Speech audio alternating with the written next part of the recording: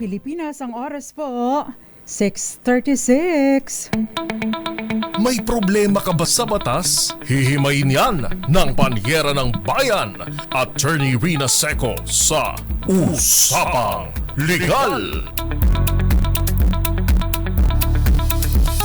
Usapang Legal. Usapang Legal. Magandang gabi Pilipinas, ito pa ang programang Usapang Legal. At ako po ang inyong nakakasama ang Panyera ng Bayan, Attorney Rina Seco para sa DZRH. Una sa Pilipinas, una sa Pilipino. Usapang Legal. Ngayon po ay araw ng Martes, Besperas ng pinakahihintay nating swell day. Marami talaga, no? Dahil marami tayong naging gastos nitong mga nagdaang araw at hindi pa nakaka-recover. Yung iba, mga nag-order, COD pala. Di ba? Kasi may mga nag-seal, pagkatapos may humabol, ay hindi ko pa pala nabibilhan ng regalo ang sarili ko. Ayan. Pagkatapos ngayon, syempre, medyo, balik na sa normal ang lahat, pero yung pagbabayad hindi pa rin. Yung iba hindi pa rin nakakabayad ng amilyar. Usapang Legal. Noon pong December, if I'm not mistaken, 27 or 28, no, ay tinalakay po natin ang tungkol sa amilyar. Dahil gusto ko pong mag-remind sa inyo na yung pagbabayad ng amilyar ng mas maaga, no, kapag ka Disyembre pa lang, entitled pa po sa 20% discount depending on the ordinance implemented or enacted by your local government unit. Usapang Legal. Pero alam niyo po ba na noong December 27, no, nung araw ba yun na tinalakay natin, lumabas or na-publish naman po, no, doon sa isang newspaper of general circulation itong implementing rules and regulations ng RA 12001 o yung tinatawag na Real Property Valuation and Assessment Reform Act or RP-VARA. Ito pong RP-VARA, bagaman at ang real intent nito, no, ay ang magkaroon ng single real property valuation ng ating mga propriedad, ng ating mga real properties, no, ay magkakaroon po ng reassessment and revaluation. Meron pong naisingit dito parang kasamang palaman naisingit na isang probisyon, ito pong Section 30 ng RP-VARA na nagbibigay ng amnestiya sa pagbabayad ng amilyar para doon sa mga para sa mga delinquent real property owners. Usapang Legal. Again, ang tinatalakay po natin ay yung amnestia, no, kasunod ng ating talakayan last year, parang tagal na nung last year, no, noong December, bago magkatapusan ng December, yung real property tax amnesty. Ito pong real property tax ay binabayaran natin sa local government unit, no, para sa ating lupa, no, pagmamay-aring lupa at saka yung mga structures and improvements on our properties, no. So ito pong RP-VARA, no, again sa section 30 nito ay merong naisingit na tungkol sa 2 taong amnestiya para sa mga delinquent real property tax payers. Usapang Legal. At alam niyo po ba na sa ilalim po nitong batas na ito, no, doon sa probisyon na ito, merong 2 opsyon ng pagbabayad doon sa ating real property tax delinquency, dahil meron po tayong opsyon na bayaran ng full one-time payment o kaya naman ay installment sa loob ng 2 taon. Usapang Legal. At yan po ang ating tatalakayin tonight. Magandang gabi po muna sa inyong lahat, at syempre pwede po kayo magpadala ng inyong mga questions sa 0919-282-6485, gayon din sa DZRH TV 4K live stream sa YouTube bilang comment, at syempre pa sa DZRH News at DZRH News Television Facebook pages, ang mga official pages ng ating pong himpilan. Usapang Legal. Magandang gabi po muna sa inyong lahat. Gael Enriquez, nangunguna syempre. Jojo Velasco, sabi niya, "Ma'am, marami po akong natututunan sa inyo. Watching from Buwak, Marinduque." Magandang gabi po sa lahat ng mga taga Marinduque, mga kababayan ko dyan.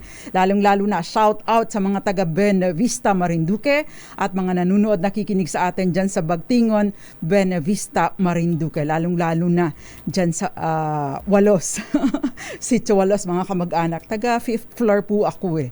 Yung 5th floor sa amin, yun yung joke para sa mga taga-bulubunduking lugar. So magandang gabi po sa inyong lahat. At syempre pa, mga taga-bikas-bikas dyan sa Buena Vista pa rin at mga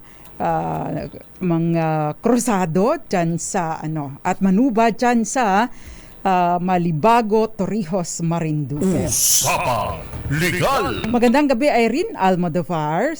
Good evening din po sa inyo. Ray Martin Tanyagra, kay Iton Bulalayaw, and Ray Martin from Quezon City.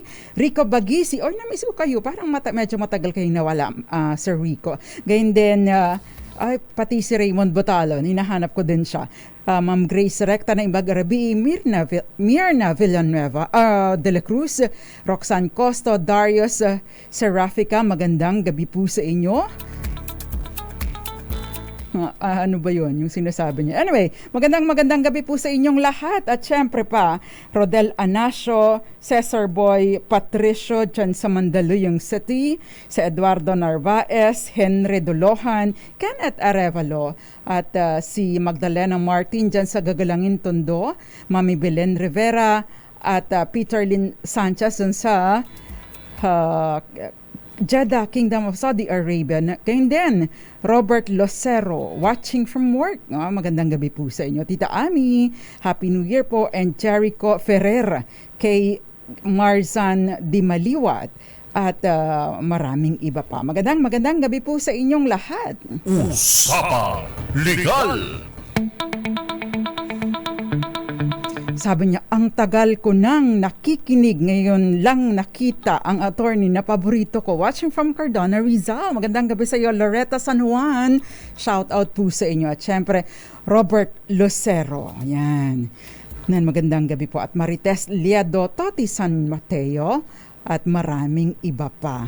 Sabi niya, bakit po iba na ang schedule niyo sa RH? Nag-change po kami ng schedule ni Attorney Cam, no? Tuesdays and Thursdays po ako uupo, si Attorney Cam MWF. Ayan. Ito po ay pagkakataon din para, kasi in the past ako po ang umuupo, di po ba? Usapang Legal. Anyway, balikan po natin ang ating talakyan. Before we pause for commercial, tinalakay na po natin, na-introduce na po natin yung RA 12001 or Real Property Valuation and Assessment Reform Act at yung Section 30 ng nasabing batas na nagbibigay ng amnestia or amnesty sa ating bayaring surcharges and penalties, dahil sinasabi po ng batas ng local government code na ang hindi pagbabayad or ang delay sa pagbabayad ng real property tax ay magiging subject sa 2% interest per month, pero hindi dapat lalagpas ng 36 months. Bakit? Kasi mai-issuean kayo ng notice of delinquency at kapag nangyari ito, ang susunod na po dyan ay maaring i-notify na kayo na magkakaroon na ng subastahan or isusubasta na ang inyong property para yung pinagbentahan doon ang siyang i-apply doon sa inyong bayarin sa buwis. Usapang Legal. Kapag ka po alerto ang ating municipal assessor or city assessor, maaari pong mangyari ang ganito, But of course, may pagkakataon po na lagpas-lagpas sa 5 taon ang hindi nababayaran. At syempre pa, i-invoke din natin ang probisyon ng local government code na hanggang 5 taon lamang ang maaaring kolektahin ng municipal assessor or city assessor sa ating real property tax dahil yun po ang prescriptive period ng collection. Usapang Legal. Ayan. So, no? Yung po may mga unpaid taxes dyan, nakatagalan na. Kasi may mga nagsasabi, magbabayad po kami ngayon. Ay, 15 years na po. Abay, congratulations po sa inyo. No? You can avail of this provision of the law. No? At syempre pa, itong nagdaang 5 taon na lamang ang inyong babayaran because, no? I-invoke po ninyo yung provision ng local government code na hindi na maaring kolektahin matapos ang 5 taon. So therefore, ang babalikan nyo lang maximum of 5 years, maliban na lamang kung kayo ay nasa ibang bansa. At ang mag-a-apply po dito ay syempre 10 taon. Usapang Legal. Ayan. At may option po kayo kasi ang sinasabi po sa Article 30 or Section 30 ng RP Vara Law, yung RA 12001, ang sabi po doon, pwede po yung pagbabayad ng installment. Pero eto po yung challenge. Kumustahin naman natin ang ating local government unit. Bakit? Marami po, no, after ng ating December 27, 28 episode, ay alam po ba ninyo na napakaraming messages na nagsusumbong na, attorney, hindi naman po totoo. Wala daw pong ganyan, hindi daw po nila alam yan. Dahil wala daw naman pong implementing rules or IRR, no, na inilalabas pa ang gobyerno. And therefore, dapat daw po naming bayaran yung mga penalty sa aming amilyar. Usapang Legal. Dahil nga po inaatasan dito sa batas na ito, yung RA 12001, inaatasan ng mga local government units na mag-enact ng ordinansa, no, para po ipatupad or bigyang detalye yung kung paano nila gagawin o yung proseso kung mag-a-avail nitong installment hanggang July 4, 2026 dahil 2 taon po ang ibinibigay ng batas na palugit para sa atin na magbayad ng ating real property tax ng walang interest. Yan. Usapang Legal. Ipagpapatuloy pa po natin ang ating talakayan, no? Magandang gabi po muna. Sabi niya, sobrang solid po ako sa inyo, nakikinig at nanunood din. Toti Cruz San Mateo. At syempre pa magandang gabi sa mga magandang gabi din po sa inyo, Revelito Magallones at si Evany Cruto Hermoso, gayon din Kenneth Arevalo, Jerry Sumagaysay, Maricor Angeles at Eduardo Narvaez. Relisti Rivera, magandang gabi.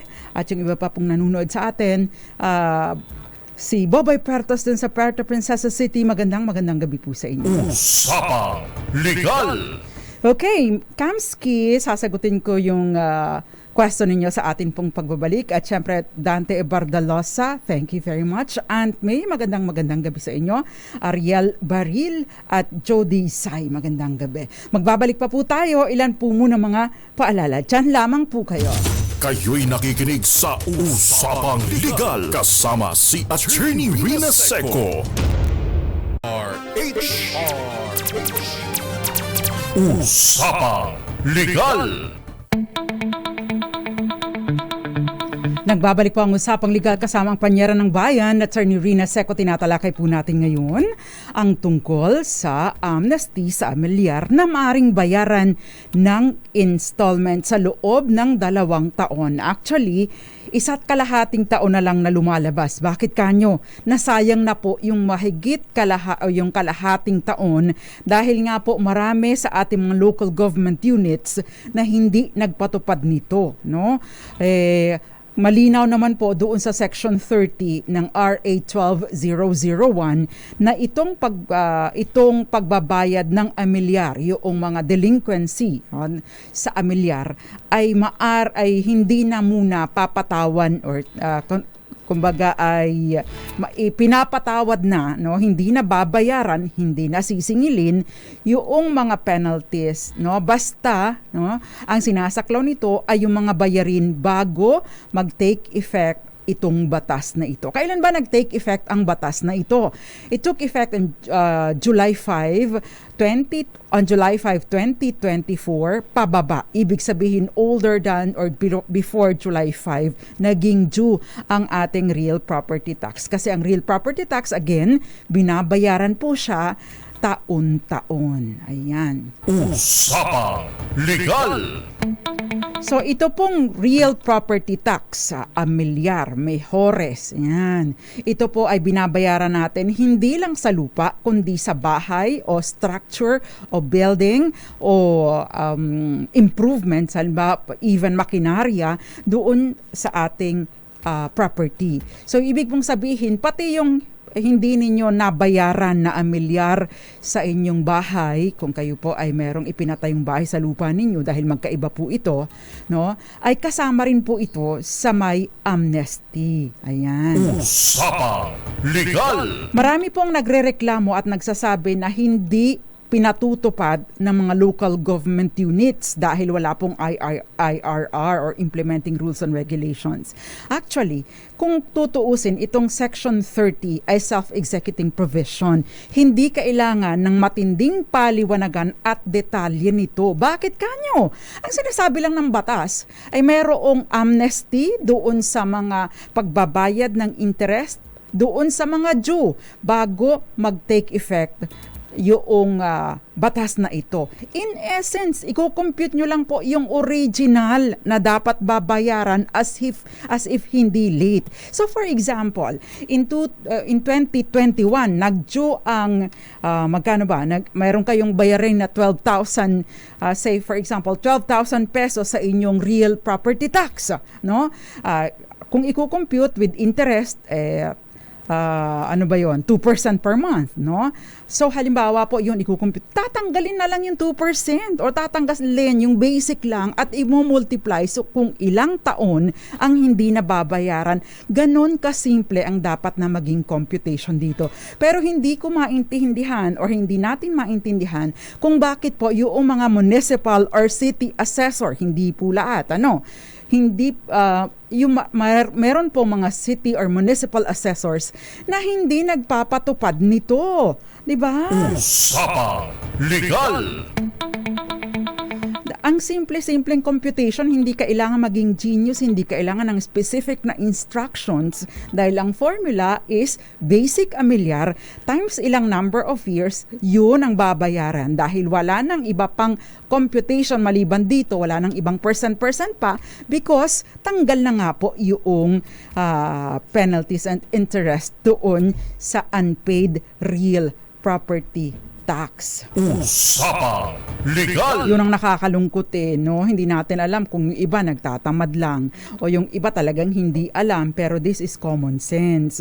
At the same time, available naman po ang mga resources, no? Kapag ka nagtanong. Ang tanong, attorney, paano kung nagbayad na kami kasi ayaw naming magbayad ng interest later on, no? Ano po ba ang mangyayari dun sa naibayad na namin? Kasi nagbayad kami ng basic na real property tax plus dahil may interest pa po.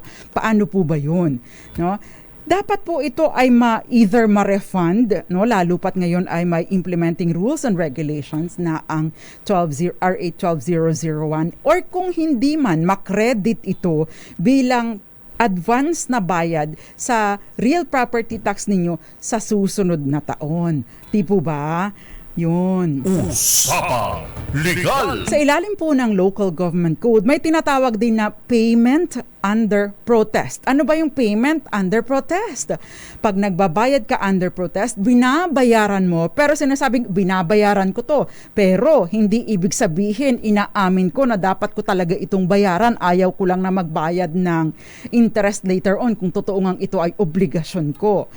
So yun po yung tinatawag na payment under protest, no? Babayad ka pero umaalma ka. Hindi ka umaamin na ikaw talaga ay may responsibilidad na magbayad nito. O kung meron mang responsibilidad na magbayad nito, hindi ganitong halaga, maaring mas mababa pa dito. 'Yon ang tinatawag na payment under protest. Kapag ka po payment under protest, no? Either i-refund ito sa inyo, which seldom happens kapag ka sa gobyerno, pero ito po ay maaari ninyong i-claim bilang advance payment para sa real property tax sa mga susunod na taon. Dahil again, annual or taon-taon, yearly po ang bayad sa amilyar. Usapang Legal.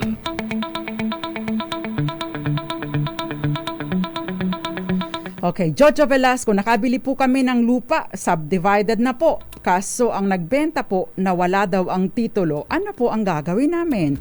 Kapag ka nawawala po ang titulo, kapag ka po yung ganito, sino po ang nakawala? Yung nakawala po, dapat po ay mag-execute ng affidavit of loss, no? At ipa-annotate ito doon sa Register of Deeds, no? At kapag ka po na-annotate na sa Register of Deeds ang affidavit of loss, hihingi po kayo ng kopya ng yung tinatawag na certified true copy ng title, ibig sabihin with the annotation na ng affidavit of loss. At pagkatapos nito, kailangan po ninyong magsampa ng petisyon for reissuance of title sa korte. Mahaba-haba po itong proseso. Usapang Legal. Paalala lamang po sa mga bumibili ng property, kapag ka po ang sinasabi ng may nagbibenta ay nawala po yung title, wag po ninyong basta-basta papatusin.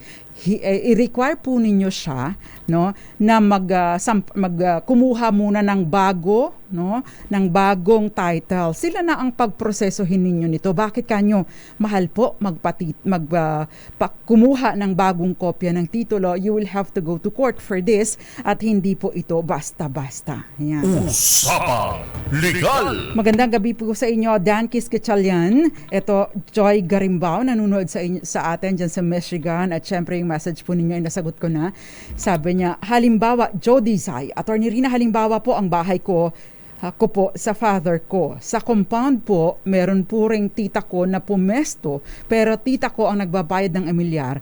Ako ang nagpagawa ng bahay. May laban po kaya ako. Unang-una, kanino po nakatitulo yung property? Pangalawa, kayo po ba, pagtira po ninyo doon, pinayagan po kayo ng tatay ninyo? Kasi assuming na ang tatay po ninyo o may-ari ng property. Kung kayo po ay in good faith, nagpatayo ng bahay doon, dapat po kayong ma-reimburse, no? Ma-reimburse doon sa inyong nagastos doon sa bahay kapag po kayo ay aalis na. The fact na nagbabayad ang tita ninyo ng amilyar doesn't mean siya na ang nagmamay-ari ng property. Bakit? Unang-una, hindi po indikasyon ng pagmamay-ari, hindi po katibayan ng pagmamay-ari or hindi nagiging may-ari ang isang taong nagbabayad ng amilyar. Bagaman, at if you are in possession of a property at ikaw nagbabayad at ang property ay unregistered, doon po maaari pong pag-ugatan ng titulo yung possession and tax declaration. Usapang Legal. Ano po, article ang tawag doon kasi po last year nagbayad ako ng penalty na more than 5 years. I will mention sa tax office. Ayan. Babalikan ko po no yung if I'm not mistaken, it's 246. But i-double check ko po yung article, yung section number. It's not the article. It's section number, no, Miss Edith Lynn. Or pwede po ninyo akong i-message sa aking page at sasagutin ko po kayo. Mahirap lang tandaan basta mga numero ano. Pero sure po ako na naka-indicate sa local government code na hanggang 5 taon lamang kapag nandito lamang din kayo, no, at wala namang fraud on your part, hanggang 5 taon lamang ang maximum na maaring makolekta sa amilyar. Kapag po kayo inasa ibang bansa, hanggang 10 taon. Ayan. Usapang Legal. Okay, merong question dito si Kamski. Attorney Rina, good evening. Paano po yung deed of sale? Walang date pero patay na po ang may-ari. and mali po ang lot number, buhay pa po ang witness sa deed of sale na nabili ko. Paano po kaya gagawin ko para mapatitle? Yun ang problema. Miss Kamsky, kailangan mong hanapin ang mga tagapagmana o yung mga heirs noong property na noong seller, dahil sila po ang mag-i-execute ng bagong dokumento para dito. Medyo mahirap po ito dahil nga po unang-una kapag ka po ito ang tatandaan ng mga bumibili ng properties, no? Siguraduhin ang tamang detalye sa title. Pangalawa, siguraduhin na tamang detalye, at syempre dapat ay makapirma at dapat maipanotaryo habang buhay pa pareho. Why? Kasi kapag ka po namatay na ang isa, hindi na ninyo maipanunotaryo. Bakit? Kasi nire-require po ang physical presence, physical appearance ng dalawang partido kapag ka po kayo ay magpapanotaryo. Usapang Legal! Marami na pong napa-invalidate or nawalang saysay ang mga pera nila dahil yung isang partido, yung palang seller ay wala doon nung nagpanotaryo, at ang mga tagapagmana or yung merong mga interest ay naghahabol. At ang patunay, imposible po yan. Nasa ibang bansa po yung nanay at tatay ko nung mga panahong yan. Ito po ang kanilang passport. Narito po ang detalye ng kanilang in and out of the country. Ibig pong sabihin, hindi po totoo yan. At ang notaryo publiko, maari pa rin po siyang managot, no, dahil ninotaryo niya ang dokumento ng walang physical presence ng mga partido dito. Usapang Legal! Ang pinakamaina, Miss Kamsky, makipag-coordinate kayo sa lahat ng mga tagapagmana, mag-execute kayo ng, I suggest na mag-execute na lang kayo kung papayag ng bagong deed of sale.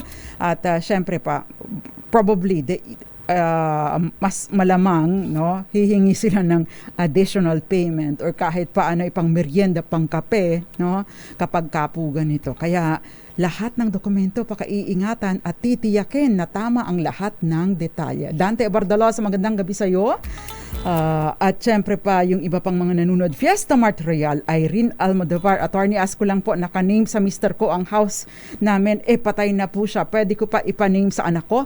Kailangan po, Miss Irene, no? Dahil naka-name sa asawa ninyo. Ito po ba ay exclusive property ng mister nyo o sa inyong dalawa? Kasi, no, regardless anyway, ito po ay kailangan ninyong isettle. Ibig sabihin, no, kung kayo po ay kasal sa inyong asawa, kung kailangan po ninyong either judicial or extrajudicial settlement of estate. At ang tinatanong ko kung exclusive or judicial or conjugal, because magmamatter po ito in terms of gaano kadami or gaanong porsyento ang mapupunta sa inyo at gaanong porsyento ang mapupunta sa inyong anak. Usapang Legal!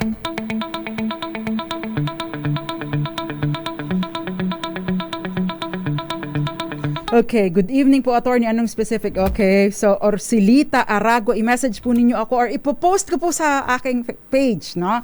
Yung specific na provision ng local government code para po ma-cite po ninyo yung specific na section na ito, ano, kapag ka po kayo ay sinisingil ng lagpas sa 5 years.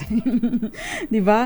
Nakakatawa, no? At least kung sakasakaling medyo kapos-kapos tayo, pwede natin talagang i-assert, no? Or kahit hindi pa tayo kapos, dahil ito po ang sinasabi ng batas.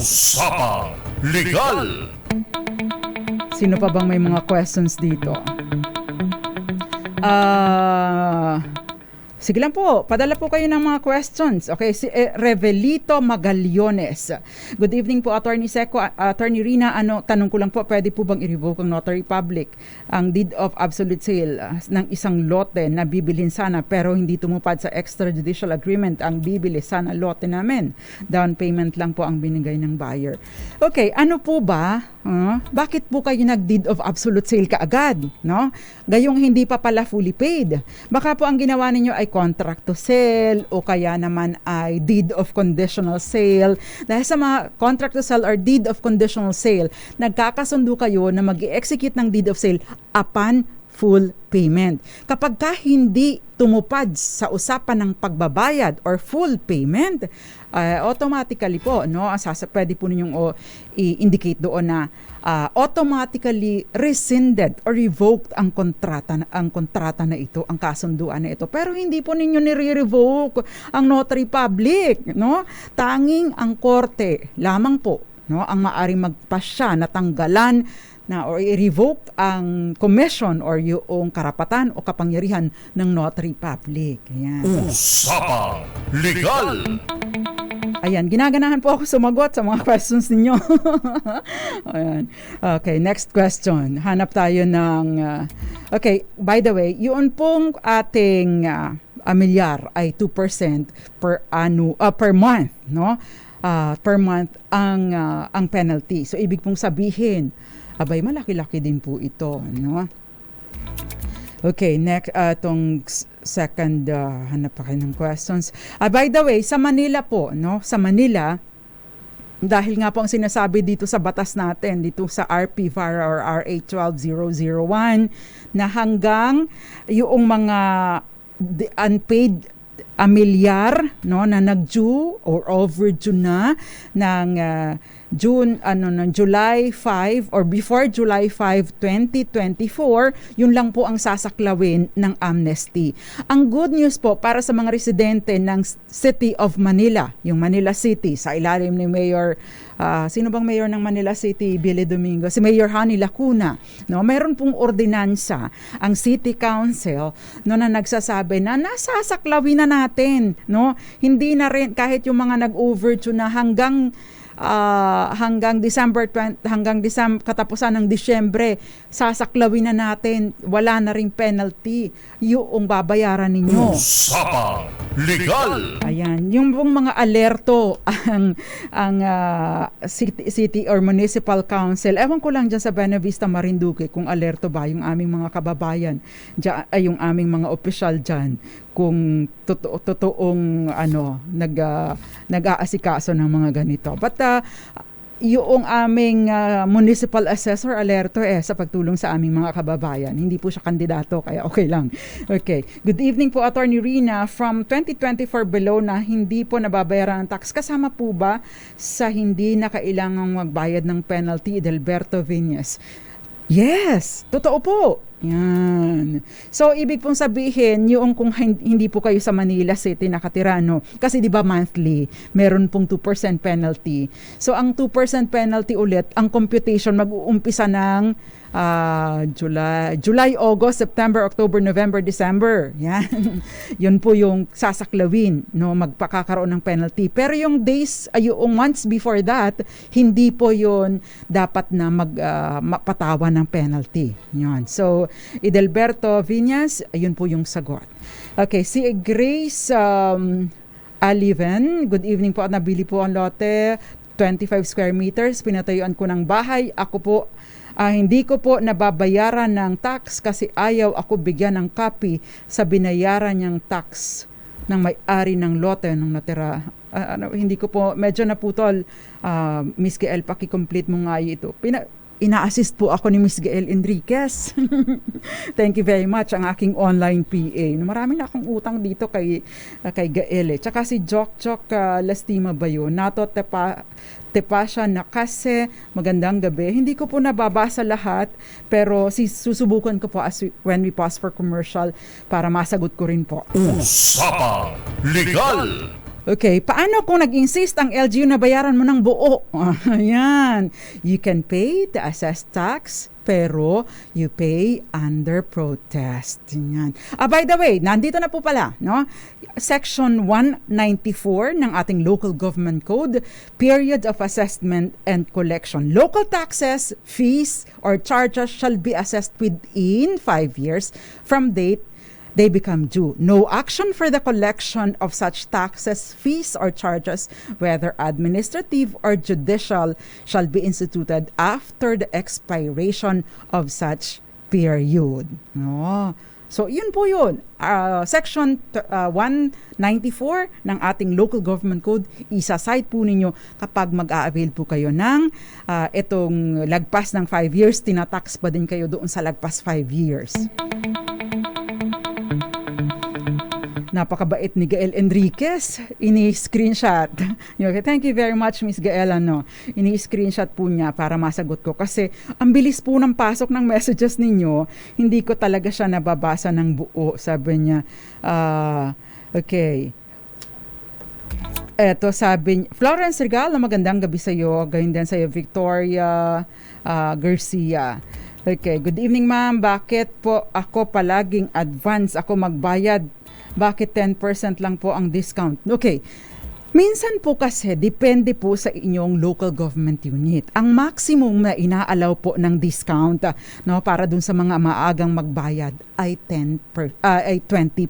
Minsan, ang local government ko, dahil ang local government unit ay gustong mapakataas ang koleksyon para sa kanilang panggastos sa kanilang mga projects, ginagawa nilang maximum lang ng 10%. Yung iba din ang ginagawa, pag inero kayo ng bayad, hanggang January 15, 10%. So, habang lumalapit ay nagmumura or mas maliit na ang discount. Ngayon, etong kay Grace Aliven ba ito?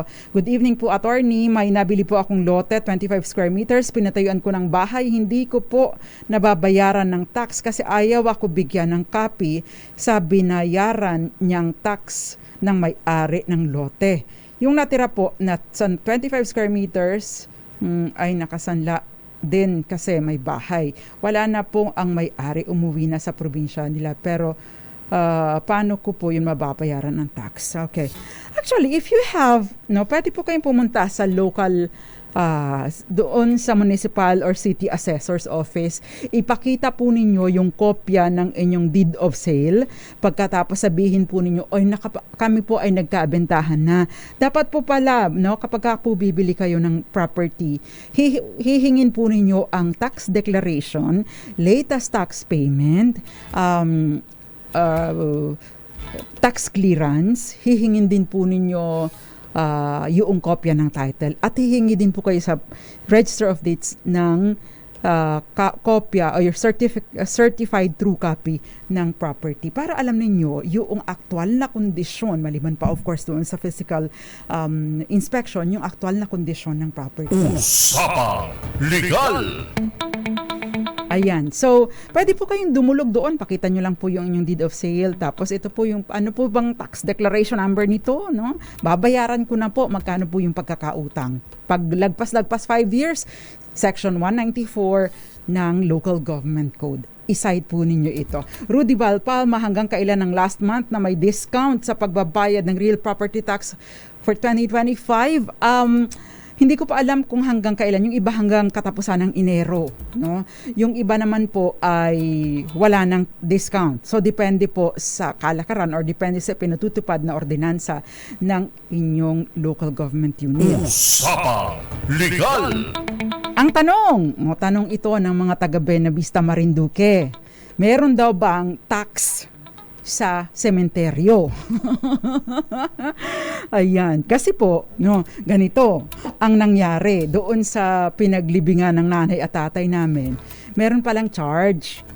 So, ang sabi noong una ay bibili kami ng lote dahil public cemetery po, walang private cemetery sa amin. Ngayon, after 5 years, kailangan daw magbayad ulit. Ang tinatanong ko, may tax daw, ayon daw sa tax ordinance. Wala naman tax dahil sinasabi po mismo ng batas, ang mga sementeryo ay exempt from real property tax, exempt sa capital gains tax kung ibebenta ito. Yun pala, ang ini-implement ng mga local government units para sa public cemetery ay nagbabayad po pala ng renta. After 5 years, magbabayad na kayo ng, hindi ko alam kung annual o yearly. So yung ini-impose po ng local government unit ay hindi po buwis doon po sa cementeryo, sa burial lots. Yun po ay renta O kaya baka naman maintenance. Kaya lang kasi, Mayor Bong Shena, kung maintenance naman yan, bakit po niransak ang ng nanay at tatay namin? Usapang Legal! Ayan. So sana ay hindi makatulog yung ninakawan pa po ang ano bang tawag doon? Ninakawan pa po ang puntod. Yung maliit na bahay ng nanay at tatay namin sa sementeryo. Di ba nakakalungkot? No? Although alam ko nangyayari din po ito sa mga ibang lugar. Pero naniningalin, sinira pa rin po ang padlock. Anyway, next question ay sasagutin po natin sa atin pong pagbabalik. Diyan lamang po kayo. Kayo'y nakikinig sa Usapang Legal kasama si Attorney Rina Seco.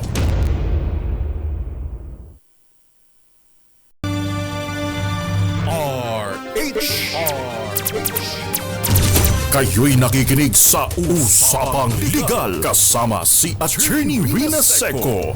Usapang Legal! Nagbabalik po ang Usapang Legal. Napakaraming mga questions. Thank you very much, Miss Gael Enriquez, ang aking volunteer online. Hayaan mo at pakakapuhin kita kapag umuwi ka ulit dito, Miss Gael. Marcelo, magandang gabi sa iyo. Rudival Palma and Pedro, nanonood sa atin sa Italy. Magandang gabi po sa inyo.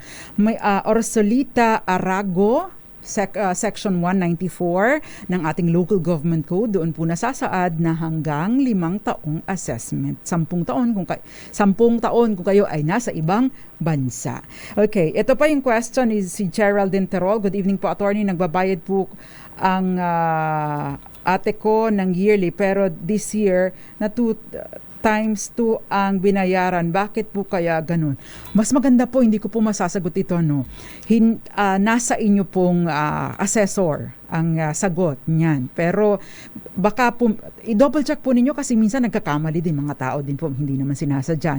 Kapag baka po minsan ay nagdoble, kagaya ko, hindi naman po ito sa real property tax, pero yung IBP dues ko, parang lumalabas na last year, 2 beses ako nagbayad. So, credited na siya for 2025. Maganda pong i-verify po ninyo sa municipal assessor. Tristan Wyatt Gulay, magandang gabi sa iyo. Edelberto Viñas, ayan. I-mention po ninyo ang Section 194 ng Local Government Code sa Municipal Assessor. Cristel, Jane Sumipo Bentayaw, magandang gabi sa iyo. Good evening po. Pwede po ba kami kumuha ng certified true copy ng deed of sale sa Office of the Executive Judge sa province namin ng walang SPA ng mga kapatid ko since patay na ang lolo ko na nakalagay sa deed of sale at pati ang papa ko. Pwede po kayong humingi ng kopya ng certified true copy ng deed of sale. Pwede po doon sa abogado na nagnotaryo nito, o pwede po rin po kayo kasi may repository po ng mga ganitong dokumento ang executive judge. And yes, pwede naman po kayo magsabi, basta mag-execute po kayo sumulat po kayo, banggitin po ninyo na kayo ay isa sa mga tagapagmana, isa sa mga compulsory heirs ng kung sino man, at gusto lang po ninyong magawa ng kopya dahil, pwede po kayo albawa sabihin nyo na nagsisettle kayo ng estate or sabihin nyo po yung rason kung bakit. Usapang Legal! By the way, yung pong mga nagbayad dahil sa nagbayad dahil sa hindi pinayagan nitong mga municipal or city assessor na magbayad availing yung amnesty, Pwede po kayong sumulat, sabihin po ninyo na ayon doon sa Section 30 ng ating RP VARA, yung RA 12001, hindi ako dapat na magbayad ng penalty dahil nagkaroon ng amnesty sa bisa ng RA 12001. At either i-request po ninyo na mabigyan kayo ng refund or kung hindi man, na ito ay makredit bilang paunang bayad doon sa amilyar sa susunod na taon. Usapang Legal! Okay, ito pa yung question, Revelito Magallones. Okay, nasagot ko na pala ito. Geraldine Terol, Tristan Wyatt Gulay, magandang gabi sa'yo, Edelberto Viñas, Cristel Bentayo, Magdalena Martin, yung award daw ng gobyerno, paano daw ang gagawin doon sa nag-encroach, eviction po ang unang kaso ninyo, pero kailangan po kayo munang dumaan sa barangay.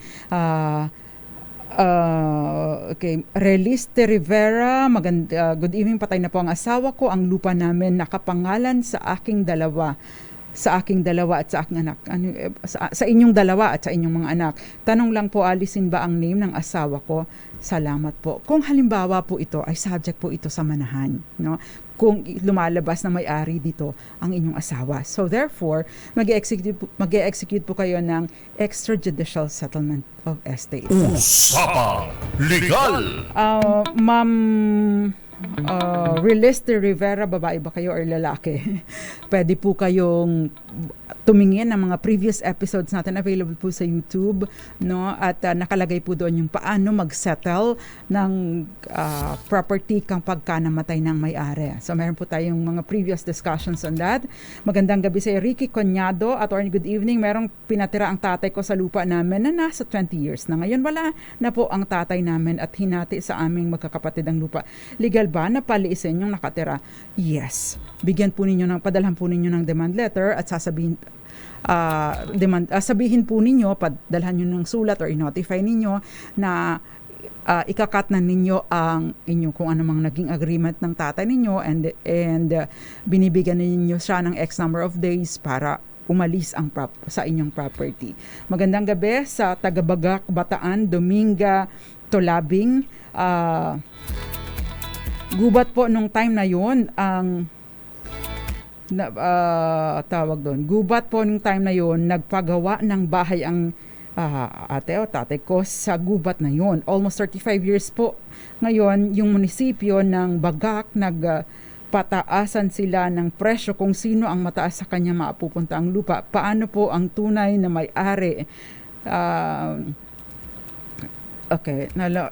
makita niya ang lupa niya sa Bagak? Ano pong ibig sabihin po ninyo? Usapang Legal! Kung halimbawa po ang isang property, unregistered property, pagkatapos ito po ay, sino po bang may-ari nitong bahay na ito, nitong property na ito? Ngayon, kung ito po ay may-ari ay ang local government unit, no? Ang local government unit, sila po ang may karapatan na magbenta.